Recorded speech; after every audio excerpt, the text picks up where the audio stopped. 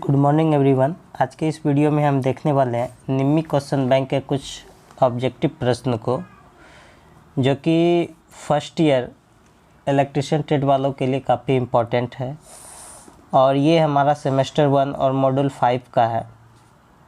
इसमें कि हम लगभग 15 क्वेश्चंस को 16 क्वेश्चंस को आज देखने वाले हैं।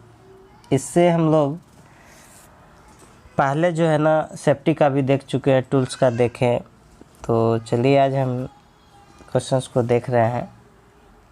तो चलिए बिना देर किए हुए हम स्टार्ट कर रहे हैं। जैसा कि क्वेश्चंस आप देख लीजिए, क्या कहता है क्वेश्चन में। एक परिपथ है, परिपथ की कुल धारिता की गणना करना है। देखिए कुल धारिता ये जो है ना, ये 30 है माइक्रोफेराड, ये 10 माइक्रोफेराड है, ये भी 30 माइक्रोफेराड है। अब चलते हैं, इसका हम लोग दिखा देते हैं कि यही है, यानी ये संधारित्र लगा हुआ है और संधारित्र की हमको कुल गणना करना है। तो अब जैसा कि क्वेश्चन आप लोग देख चुके हैं, चलिए अब हम इसका सॉल्यूशन करके आपको दिखाते रहे हैं। आखिर ये देखिए संधारित्र जो लगा हुआ है, ये संधारित्र आपका सीरीज में लगा हुआ है।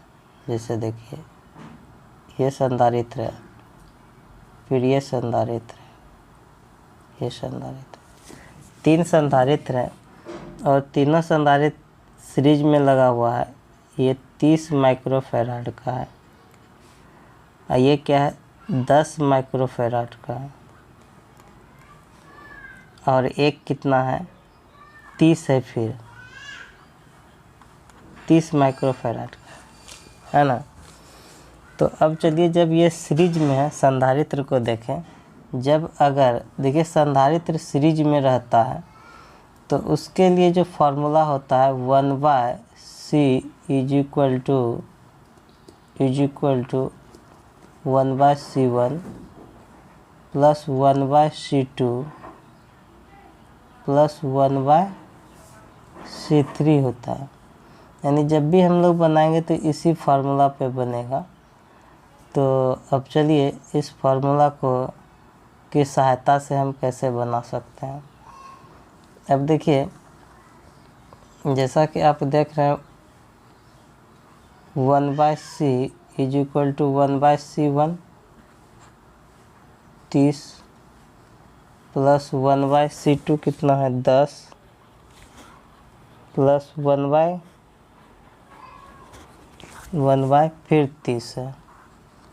अब इसको लिए अब आगे चलिए, देखिएगा आप जब आप इसका एलसीएम लेंगे तो एलसीएम आपका कितना हो जाएगा 30 हो जाएगा।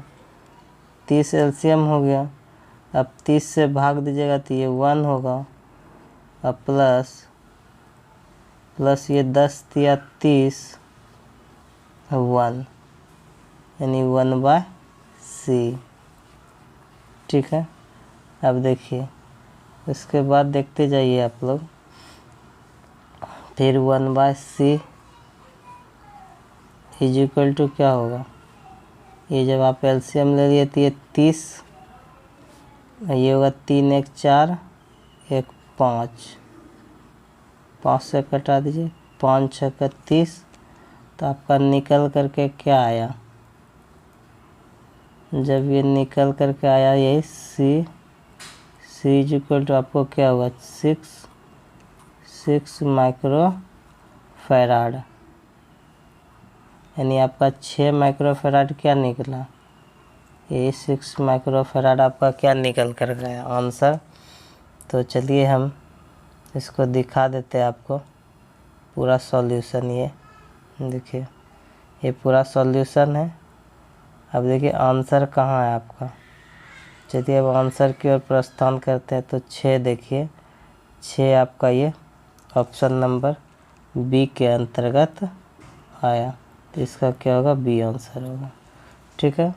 उसके बाद चलिए नेक्स्ट क्वेश्चन की ओर देखिए। दूसरा नेक्स्ट क्वेश्चन जो दिया हुआ है, नेक्स्ट क्वेश्चन को समझिए। नेक्स्ट क्वेश्चन कहता है कि नेक्स्ट क्वेश्चन कह रहा है आपको कि संधारित्र की इकाई क्या है। संधारित्र की इकाई पूछ रहा है कि आखिर ये संधारित्र का इकाई क्या होता है। संधारित्र होता क्या है, ये क्या करता है कि स्टोर करने का काम करता है, ठीक है।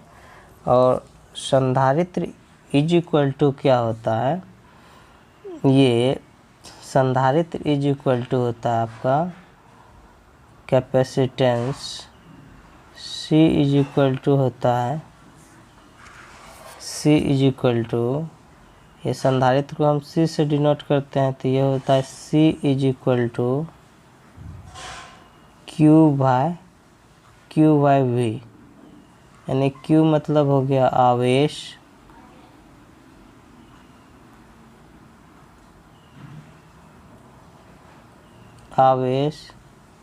बटे वोल्टेज। ये संधारित्र का फार्मूला होता है।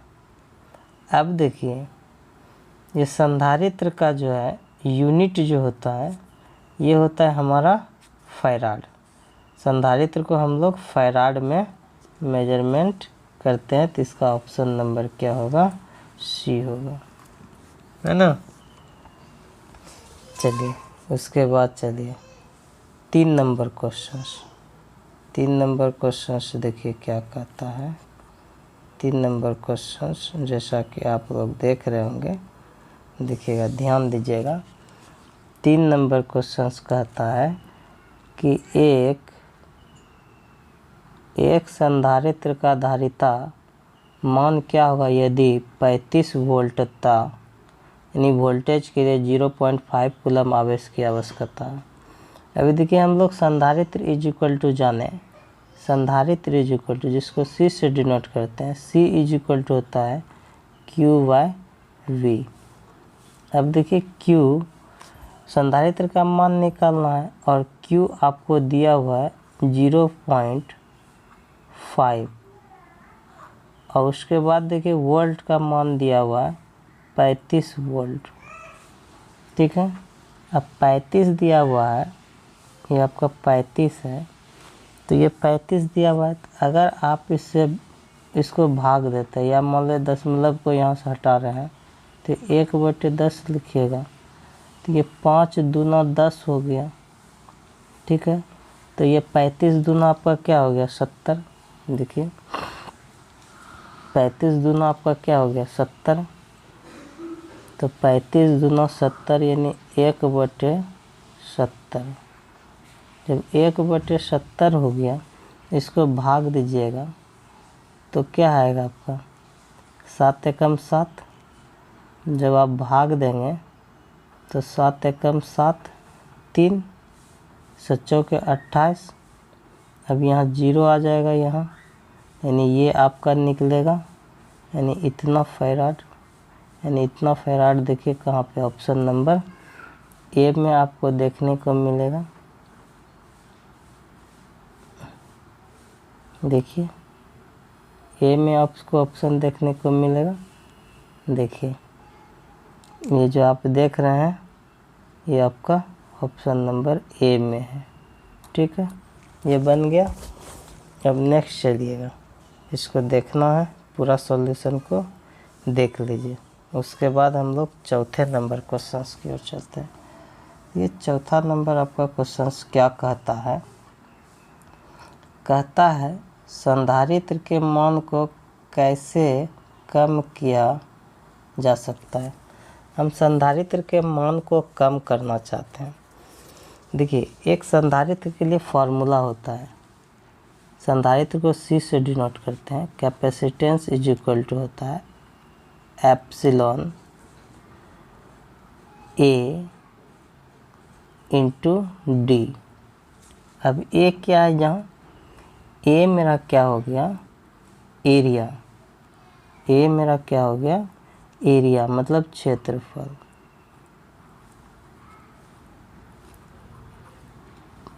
ए मेरा हो गया क्षेत्रफल। उसके बाद समझिएगा, और डी मतलब हो गया, जैसा कि देखिए डी हो गया प्लेट की दूरी,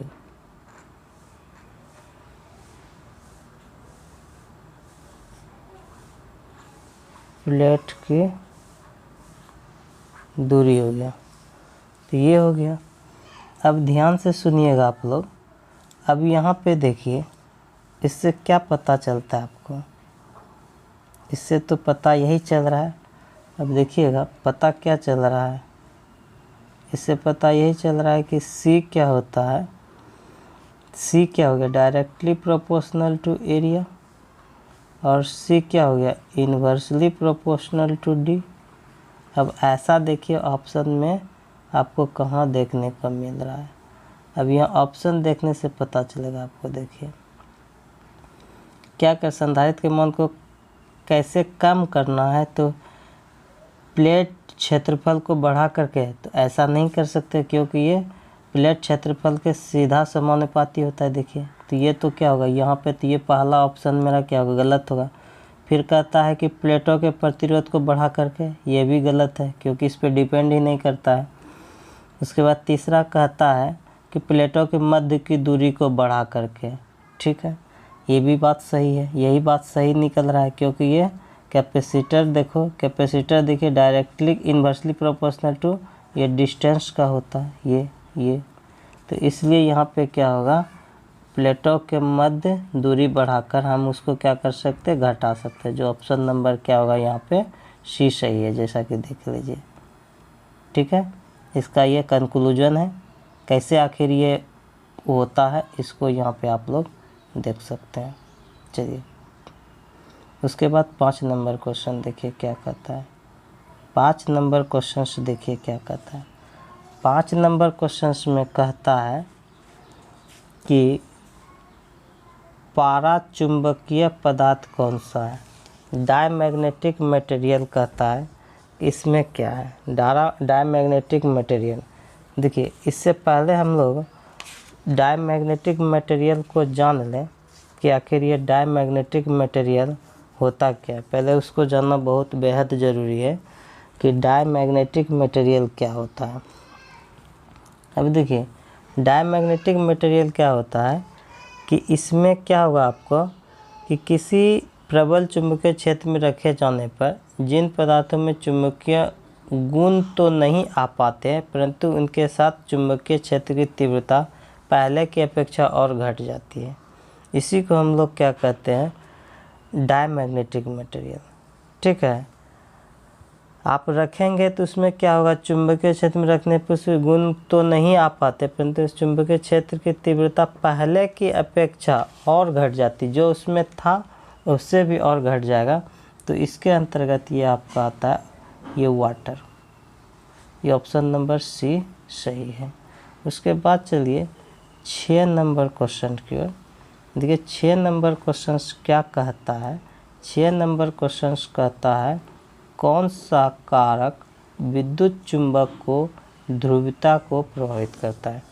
कौन सा कारक कहता है कि विद्युत चुंबक की ध्रुवता को प्रभावित करता है?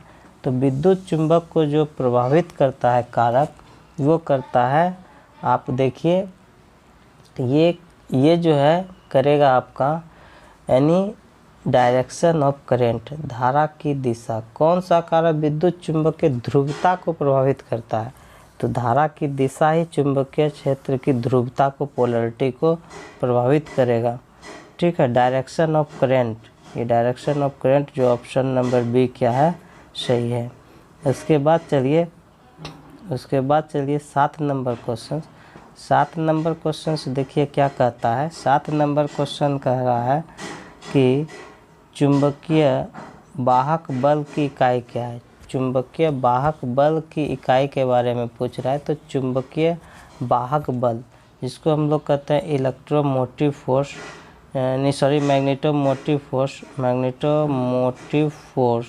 तो ये इज इक्वल टू होता है हमारा नंबर ऑफ टर्न और फिर इनटू करेंट। तो नंबर ऑफ टर्न को हम टर्न, इसका यूनिट हो गया टर्न हो गया, और करंट का यूनिट होता है एम्पियर। तो एम्पियर टर्न जो ऑप्शन नंबर C सही है। उसके बाद चलिएगा 8 नंबर क्वेश्चंस की ओर। जैसा कि आप 8 नंबर क्वेश्चंस देख रहे होंगे, कहता है कि यदि 3 प्रेरक L1, L2, L3 श्रृंखला में जुड़े हों तो कुल प्रेरक क्या होगा। अगर श्रेणी में जुड़ा हुआ प्रेरक तो श्रेणी में जैसा कि रेसिस्टेंस को, अगर 3 रेसिस्टेंस को श्रेणी क्रम में आप जोड़ते हैं S में, तो आप यही लिखते हैं R1 R2 प्लस R3 लिखते हैं। ठीक उसी प्रकार अगर प्रेरक को भी हम जोड़ेंगे तो प्रेरक को भी जोड़ेंगे तो वही होता है L1 L2 प्लस L3। तो ऐसा ऑप्शन देखिए कहाँ पे है, तो ऐसा ऑप्शन देखने को मिलेगा आपको, ये ऑप्शन नंबर बी की है। तो इसका आंसर क्या हो जाएगा, बी हो जाएगा। उसके बाद चलिए 9 नंबर क्वेश्चंस। 9 नंबर क्या कहता है देखिएगा, कहता है परमियंस की इकाई क्या है। परमियंस की इकाई पूछ रहा है। परमियंस की इकाई होता है वोल्ट एम्पियर टर्न। देखिए परमियंस की इकाई, जिस प्रकार रेसिस्टेंस होता है उसी प्रकार वहाँ पे क्या होता है, ये मैग्नेटिक सर्किट में देखिए इलेक्ट्रिक सर्किट में आपका रेसिस्टेंस होगा और यहाँ क्या होगा, रिलक्टेंस होगा। ठीक है, ठीक उसी प्रकार आप देखिए इलेक्ट्रिक सर्किट में आपका क्या देखने को मिलेगा, कंडक्टेंस, और यहाँ वही क्या मिलेगा, परमियंस। तो ये क्या करता है, जो रेसिस्टेंस का काम है वहाँ पे भी यहाँ रिलक्टेंस का काम, रेसिस्टेंस धारा को रोकेगा, यहाँ पे भी वही उसी प्रकार का है। रिलक्टेंस क्या कर, मैग्नेटिक फ्लक्स को रोकता है। वो कंडक्टेंस क्या होता है, कंडक्टेंस क्या करेगा, धारा को बहने देगा। जैसे वही कंडक्टेंस को हम लोग जी से डिनोट करते हैं, तो जी इज इक्वल टू होता है 1/r, है ना। ठीक उसी प्रकार यहाँ परमियंस से भी होगा, तो ये बहने देगा, तो ये वेबर एम्पियर पर टर्न होगा, जो ऑप्शन नंबर बी क्या है, सही है। ठीक है, उसके बाद चलिए 10 नंबर क्वेश्चंस में। देखिए 10 नंबर क्वेश्चंस में क्या कहता है कि 10 नंबर क्वेश्चन में कहता है कि परिनालिका कुंडली में चुंबकीय क्षेत्र की दिशा खोजने के लिए कौन सा नियम लगाया जाता है। परिनालिका में कह रहा है, परिनालिका में मैग्नेटिक फील्ड का डायरेक्शन हमको ज्ञात करना है, तो उसके लिए हम लोग क्या लगाते हैं, परिनालिका में मैग्नेटिक फील्ड का डायरेक्शन ज्ञात करने के लिए हम लोग दाहिने हाथ की हथेली का नियम को लगाते हैं, जो ऑप्शन नंबर बी क्या है, सही है।